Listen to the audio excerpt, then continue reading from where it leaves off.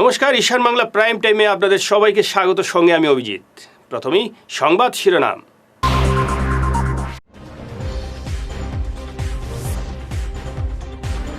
তরুণ গগৈকে শ্রদ্ধা জানাতে গুয়াহাটি এলেন রাহুল গান্ধী।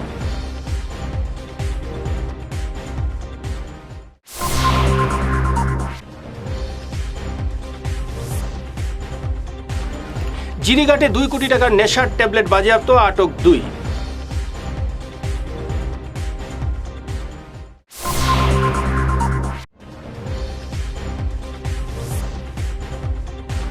বন্ধের সমর্থন ও বিরোধিতায় জোরদার প্রচার।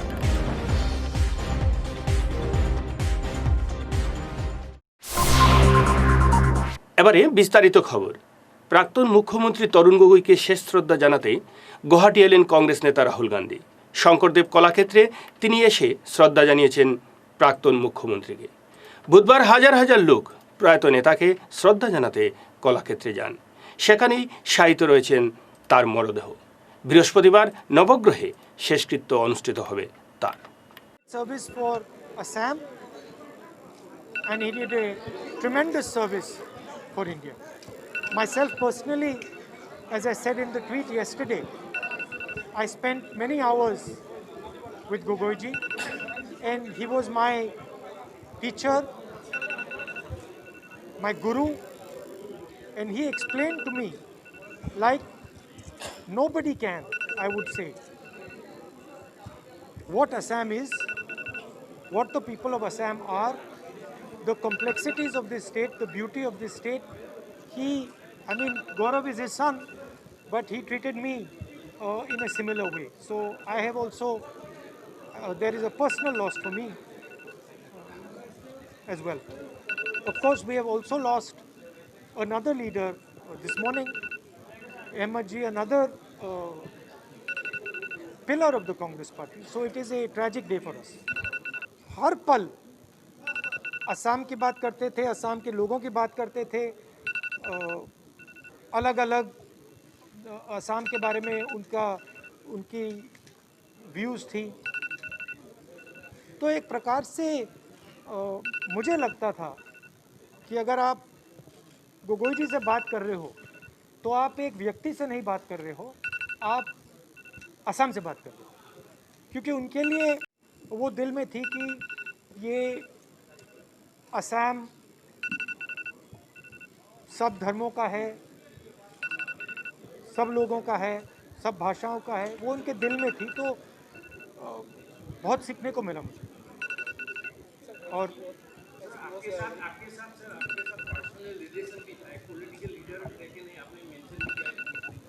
पहली बार जब मैं असम आया, मैं आपको खुल के बोलता हूँ, पहली बार मैं असम आया, मैं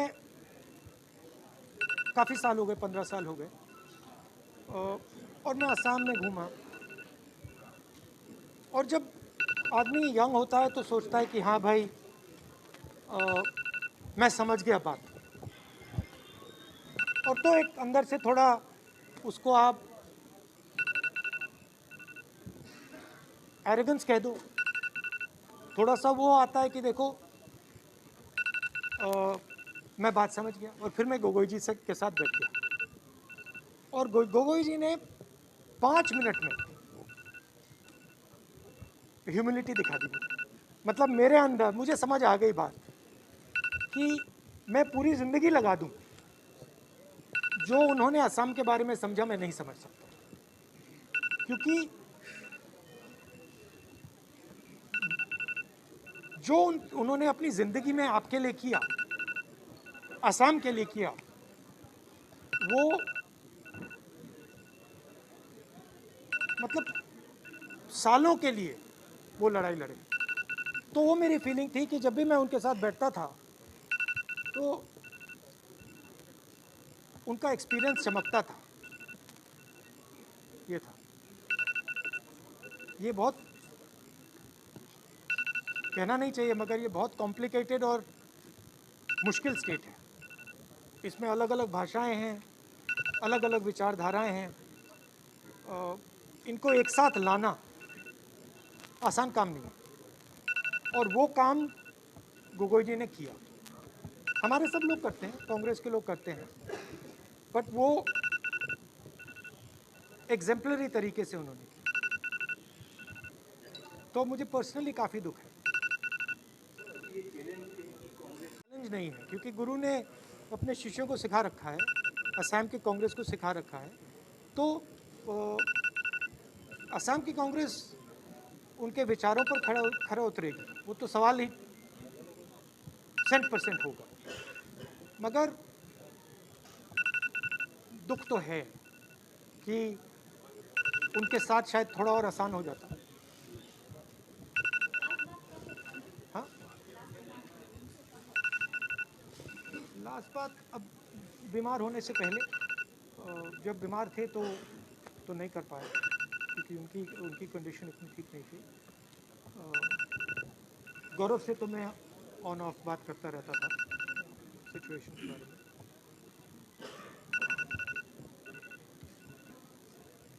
तो थैंक यू। কাছাড় পুলিশের বিরাট সাফল্য, প্রায় 2 কোটি টাকার নেশার ট্যাবলেট বাজেয়াপ্ত করল জিরিঘাট পুলিশ। গোপন সূত্রের খবরের ভিত্তিতে জিরিঘাট পুলিশ একটি ট্রাকের তল্লাশি চালায়। ওই ট্রাক থেকে প্রায় 1 লক্ষ ইয়াবা ট্যাবলেট জব্দ করা হয়। আটক করা হয় ট্রাকের চালক ও সহচালককে। তাদের বাড়ি মণিপুরের চূড়াচাঁদপুর। মণিপুর থেকে ওই নেশার ট্যাবলেটগুলি আসছিল বলে জানিয়েছেন কাছাড়ের পুলিশ সুপার BL मीना। रात को एक सीक्रेट इंफॉर्मेशन के बेसिस पे एक हमने ट्रक NL01A6816 को इंटरसेप्ट किया था। तो जब उसके ड्राइवर सीट के नीचे एक सेक्रेट कैबिन बना हुआ था, उस कैबिन में लगभग 10 बंडल्स याबा टैबलेट्स, जो कि 1 लाख याबा टैबलेट है, तो उनको रिकवर किया है। इस केस के सिलसिले में जो ड्राइवर और एक खलासी दोनों चूड़ा चांदपुर मणिपुर के निवासी हैं, उन दोनों को अप्रेंड किया है और इस जो भी NDPS केस के जो प्रोसीजर है उसको फॉलो कर रहे हैं और केस रजिस्टर हुआ, दोनों को फॉरवर्ड किया है। अच्छा, ये कहाँ से एक्चुअली ये सामान आ रहे हैं और कहाँ जाने वाले हैं? अभी तक जो इन्वेस्टिगेशन पता लगा है, इंट्रोगेशन, उसमें ये मणिपुर से आ रहा था और सिलचर होते हुए आगे जा रहा था। एग्जैक्ट चीज़ें थोरोली इंट्रोगेशन के बाद में पता लगी। तो कितना पैसा का ये सामान होगा? ये तो सभी जगह पे मार्केट टू मार्केट वही करता है। 26 নভেম্বরের সাধারণ ধর্মঘটের বিরুদ্ধে ব্যবসায়ী সমাজ রুখে দাঁড়ানোর এই বন্ধ হবে কিনা এ নিয়ে জনমনে প্রশ্ন দেখা দিয়েছে। বাম ট্রেড ইউনিয়নগুলিও ছাত্র সংগঠনগুলি বুধবার বন্ধের সমর্থনে রাস্তায় মিছিল করে।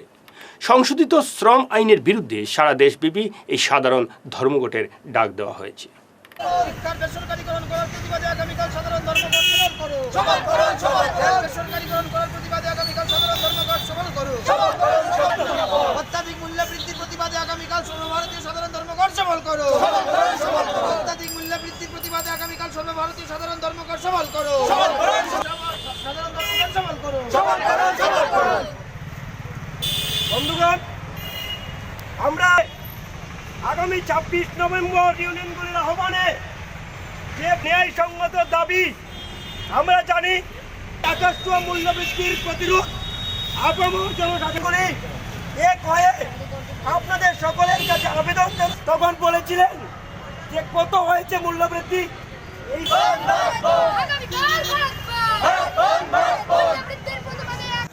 আগামীকাল কেন্দ্রীয় ট্রেড ইউনিয়নগুলির আহ্বানে 26 নভেম্বর মূল্যবৃদ্ধি সহ রাষ্ট্রীয় সংস্থাগুলি বেসরকারীকরণের বিরুদ্ধে এই দাবি সহ 8টি দাবির ভিত্তিতে কেন্দ্রীয় ট্রেড ইউনিয়নগুলি আহত এই বন্ধ করা হয়েছে।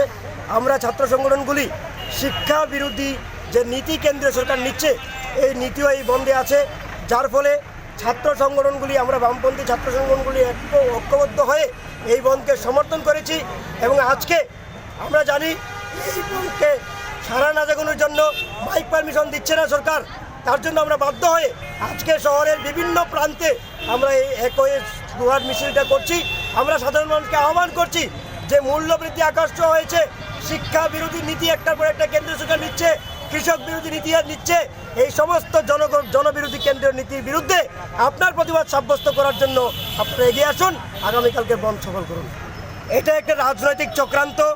কারণ যখন মূল্যবৃদ্ধিটা সর্বসাধারণের সমস্যা, তখন সরকার বিপাকে পড়ে এই কথাগুলি তার নিজস্ব রাজনৈতিক দলের পক্ষ থেকে এই কথাগুলি বলাচ্ছে।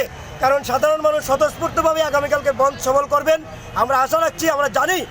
তাই আগামীকালকের বন্ধে মানুষ যেন কনফিউশন হয় তার জন্য এরা করছে, এই কথাগুলি বলছে। কিন্তু জনসাধারণের যে ন্যায়সঙ্গত দাবি, এই দাবির ভিত্তিতে আগামীকালকের বন্ধ সফল হবেই এবং আমরা বিভিন্ন জায়গায় জায়গায় মানুষকে বোঝানোর চেষ্টা করি। কালকে যারা প্রেস মিট করে বলছেন তারা বনটা পালন না করার জন্য, তারা কে?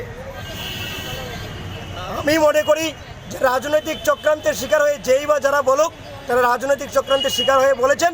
কিন্তু এই চক্রান্ত কাজ হবে না, কারণ জনগণের সমস্যায় জনগণ জর্জরিত। তাই এই যে নানান প্ররোচনা, এই প্ররোচনাকে এগিয়ে এসে জনগণ বন্ধটা পালন করবে। বরাকের জন্য নতুন আঞ্চলিক দল গঠনের ঘোষণা আনুষ্ঠানিকভাবে করা হবে শনিবার, জানালেন আকসার প্রতিষ্ঠাতা সভাপতি প্রদীপ দত্ত রায়। এই দলের নাম ও কর্মকর্তাদের নামও এদিন ঘোষণা করা হবে। এই উপলক্ষে একটি সমাবেশ আয়োজন করা হবে বলে জানান দত্ত রায়। বর্তমান রাজনৈতিক প্রেক্ষাপটে বরাকের জন্য একটি পৃথক আঞ্চলিক দল গঠনের প্রয়োজনীয়তা রয়েছে, তাই আঞ্চলিক দল গঠনের প্রয়োজন বলে মন্তব্য করেন আকসার প্রতিষ্ঠাতা সভাপতি প্রদীপ দত্ত। বরাক উপত্যকার আর্থসামাজিক উন্নয়ন, বরাক উপত্যকার প্রতি দিসপুরের বৈষম্য, বঞ্চনা, বরাক উপত্যকার ভয়াবহ বেকার সমস্যা, বরাক উপত্যকার রাজনৈতিক শূন্যতা ইত্যাদি ব্যাপারে আজকে বরাক উপত্যকার জনসাধারণ বিভ্রান্ত হয়ে পড়েছে। তাই আমি আকসার প্রতিষ্ঠাতা সভাপতি হিসাবে যেভাবে 1983 থেকে 1994 পর্যন্ত 10 বছর বরাক উপত্যকায় কেন্দ্রীয় বিশ্ববিদ্যালয়ের দাবিতে আন্দোলন করেছিলাম এবং সফল হয়েছিলাম, ঠিক একই উপায়ে বরাক উপত্যকার বিভিন্ন ভাষা, ধর্ম, গোষ্ঠী, সমস্ত শ্রেণীর মানুষকে নিয়ে আগামী শনিবার মধ্য শহর সাংস্কৃতিক অডিটোরিয়ামে বেলা 11টায় একটা অভিবর্তনের ডাক দিয়েছি। সেখানে আমরা আলাপ আলোচনার মাধ্যমে আমরা সিদ্ধান্ত নেব যে বরাক উপত্যকার এই রাজনৈতিক শূন্যতা কি করে পূরণ করা যায়। প্রয়োজনে আমরা একটা রাজনৈতিক দল গঠন করব এবং আগামী বিধানসভায় আমরা 15টা আসনে আমরা প্রার্থী দেব। আমি সমস্ত বরাক উপত্যকার জনসাধারণ ইতিমধ্যে যারা আমার সঙ্গে যোগাযোগ করেছেন এবং অনেকে যোগাযোগ করতে না পেরে তারা আমাকে আমার অভাব বোধ করছেন, তাদের আমার আমন্ত্রণ পত্রে আমার মোবাইল নাম্বার দিয়েছি, আপনারা যোগাযোগ করতে পারেন। এবং যারা মনে মনে আমাদের সমর্থন করছেন তারা আগামী শনিবার বেলা 11টায় এই মধ্য শহর সাংস্কৃতিক ভবনে আপনারা উপস্থিত থাকার জন্য আমি বিনীত আবেদন করছি। উদারবন সমবায় সমিতির চেয়ারম্যান মনোনয়নে এগিয়ে রয়েছেন সয়ফুল হক বড়ভূইয়া। নবনির্বাচিত 9 সদস্যের মধ্যে সমর্থনে তিনি চেয়ারম্যান হচ্ছেন। 7 সদস্যকে সঙ্গে নিয়ে তিনি জানান তিনি চেয়ারম্যান হচ্ছেন এটা নিশ্চিত, কারণ বেশিরভাগ সদস্যরাই তার সমর্থনে রয়েছেন। মুরব্বীজন, আমার মিডিয়া ভাইরা উপস্থিত, আমার বোর্ড অফ ডিরেক্টর ওমেন এবং এসি কাস্টের বীরেন ভাই সহ আমরা উপস্থিত আছি 10 জনের মতো। তো আজকের এই সভার কারণটা হলো আমরা যে ভোট পেয়েছি সবার কাছে আমরা তরফ থেকে সালাম এবং নমস্কার জানাই এলাকার মুরব্বীগণকে এবং ছোট ভাই বোনদেরকে আমরা আন্তরিক ধন্যবাদ জানাই যে আমাদেরকে সবাই ভোট দিয়েছে, আমরা কৃতজ্ঞ থাকিব। এরপর আজকের সভায় আমরা চেয়ারম্যান হিসাবে যখন আমার বডির মেম্বার ভাইরা যখন আমাকে সিলেকশন করেছে, এও আমি তো ওনাদেরকে ধন্যবাদ জানাই। আর আগামী 2-3 দিন পরে আমরা অফিসিয়াল মেনটেন্স যেটা কাজ হবে পরিষ্কার হয়ে যাবে যে কে চেয়ারম্যান হবে না হবে। আর ওরা যখন বলেছে আমি চেয়ারম্যান হব, তাহলে নিশ্চয়ই বলা যে আমিও চেয়ারম্যান হব। করোনা কেড়ে নিল সর্বভারতীয় কংগ্রেস নেতা তথা রাজ্যসভার সাংসদ আহমেদ প্যাটেলকে। বুধবার ভোর 3:30টায় গুড়গাঁও হাসপাতালে শেষ নিঃশ্বাস ত্যাগ করেন। তিনি সর্বভারতীয় কংগ্রেস সভানেত্রী সোনিয়া গান্ধীর রাজনৈতিক উপদেষ্টা ছিলেন। তার মৃত্যুতে গভীর শোক প্রকাশ করেছে শিলচর জেলা কংগ্রেস। এদিন ইন্দিরা ভবনে ওই প্রবীণ কংগ্রেস নেতার প্রতিকৃতিতে শ্রদ্ধা নিবেদন করেন কংগ্রেসের কর্মীরা। অত্যন্ত নম্র, ভদ্র এবং প্রচার বিমুখ কংগ্রেস রাজনীতির কিংবদন্তি পুরুষ আহমেদ প্যাটেল আমাদের মধ্যে নেই। আজ ভোর 3:30 ঘটিকার সময় গুড়গাঁওয়ের বেদান্ত হসপিটালে পরলোক গমন করেছেন। আহমেদ প্যাটেল মহাশয়কে আমরা দেখেছি 2004 থেকে 2014 অবধি। উনি নিজে মন্ত্রিসভায় না গিয়ে তিনি নিজে মন্ত্রিসভায় অন্তর্ভুক্তি হতে পারতেন, কিন্তু সেই সময়ে উনি ট্রাবল শুটার হিসাবে এবং পার্টি এবং সরকারের মধ্যে কোঅর্ডিনেটর এবং ট্রান্সলেটরের কাজ করে গেছেন। উনি এক দক্ষ সংগঠক হিসাবে আহমেদ প্যাটেলকে আমরা দেখেছি। সর্বভারতীয় কংগ্রেস কমিটিকে উনি সমৃদ্ধ করেছেন। উনি সর্বভারতীয় কংগ্রেস কমিটির সাধারণ সম্পাদক হিসাবে, কংগ্রেস সভানেত্রীর রাজনৈতিক সচিব হিসাবে, অল ইন্ডিয়া কংগ্রেস কমিটির কোষাধ্যক্ষ হিসাবে আমরা দেখেছি আহমেদ প্যাটেল মহাশয়কে কঠিন সময়ে কংগ্রেসকে দিশা দিয়েছিলেন। ব্যবস্থাপনায় কাঠিগড়ায় ভারত বাংলাদেশ সীমান্তবর্তী ব্রজলালপুর, খেলমা, মহাদেবপুর, সাদের খাল সেক্টরে লাচিত দিবস উপলক্ষে দেশভক্তির সমাবেশ অনুষ্ঠিত হয়। সমাবেশে বক্তব্য রাখেন জেলা সভাপতি স্বদেশ দাস, নীলেন্দু দাস, নিরাপদ দাস প্রমুখ। হাইলাকান্দিতে জাতীয় চেতনা জাগরণ যাত্রা অনুষ্ঠিত হয়। কালীবাড়ি রোডের বারোয়ারি পূজা প্রাঙ্গণে একটি সমাবেশ অনুষ্ঠিত হয়। এতে বক্তব্য রাখেন ভগবান সারদা, পল্লবিতা শর্মা, গীতা কামরূপা, মানব চক্রবর্তী প্রমুখ। সত্যরঞ্জন বরা হিন্দু ঐক্যের আহ্বান জানান এদিনের সভায়।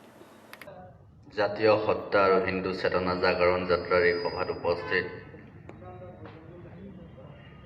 সুধীবৃন্দৰ লগতে আজি সভাত সভাপতিত্ব কৰা ভগৱান সাৰদা ডাঙৰীয়া, জাতীয় হত্যা আৰু হিন্দু চেতনা জাগৰণ যাত্ৰাৰ মাৰ্গদৰ্শক। এক কথাত বললে হলে আমি এই যাত্রার ফেস, আপনারা ফেসটা দেখুন, মেরুদণ্ডটা দেখুন, না আমার এই যাত্রার মেরুদণ্ড গীত কামরূপা। মঞ্চত উপস্থিত আপনাদের নিজের মানব চক্রবর্তী, पल्लविता शर्मा। बोलना है बहुत, कहना है बहुत, समझना तो आप लोगों को होगा। अगर आप लोग समझेंगे नहीं, अगर समझ भी लेते हो फिर कुछ करोगे नहीं, तो फिर मेरा बोलने का कुछ फायदा भी नहीं। पहले आप लोग बोलो कि आप लोग मेरा बात सुनने के बाद यहाँ से जब आप घर लौटोगे, वहाँ से आप ये तय करके जाओगे जो आपका अपना बस में आएगा ना, बस में होगा, वो आप करोगे।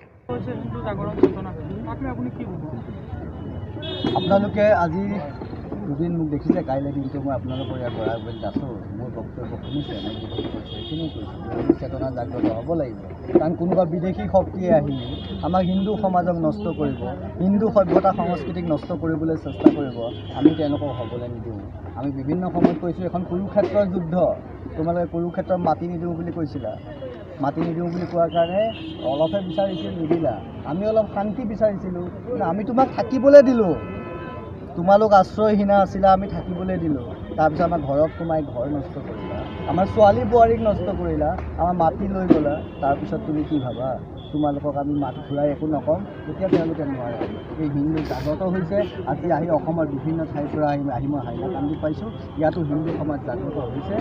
হিন্দু সমাজৰ একতাই বিদেশী বিদ্ৰোহী বিধৰ্মীসকলক নষ্ট কৰিব, নস্যাৎ কৰিম, তাৰ এই বৃহৎ সংকল্প আমি লৈছোঁ। কালি অহাৰ সময়ত আপোনাৰ ওপৰত আক্ৰমণ চলোৱা হৈছে, এই সন্দৰ্ভত আপুনি কি ক'ব? ये लोग जिसने मेरे ऊपर ये किया था ना, ये लोग एक्चुअली दे आर कावर्ड्स।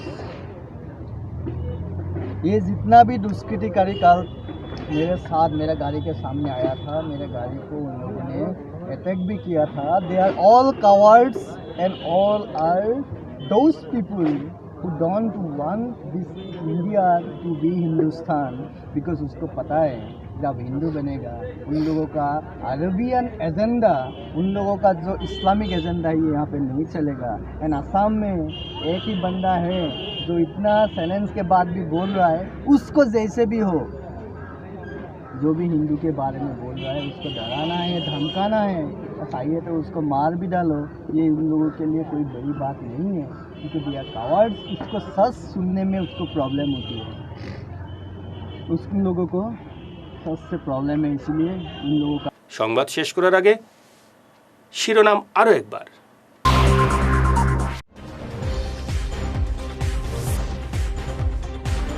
তরুণ গগৈকে শ্রদ্ধা জানাতে গুয়াহাটি এলেন রাহুল গান্ধী।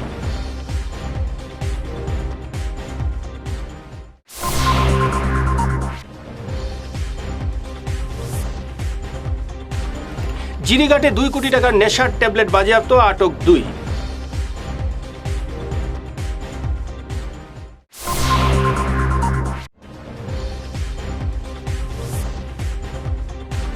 বন্ধের সমর্থন ও বিরোধিতায় জোরদার প্রচার।